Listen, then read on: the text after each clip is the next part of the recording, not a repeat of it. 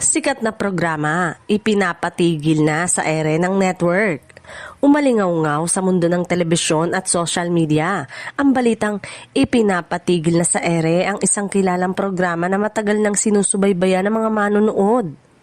Ayon sa mga ulat na kumalat online, nagdesisyon umano ang network na suspindihin muna ang production at pagpapalabas ng naturang palabas matapos ang ilang linggong internal evaluation. Hindi pa malinaw kung pansamantala lamang ito o tuluyang pagtatapos ng programa, bagamat wala pang opisyal na kumpirmasyon mula sa pamunuan ng network.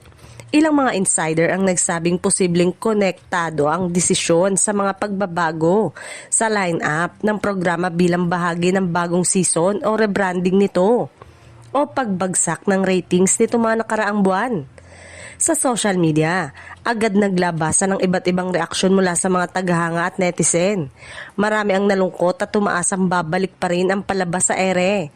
Ang iba naman ay nananawagan sa network na maglabas agad ng opisyal na paliwanag upang matigil ang samot-saring espekulasyon.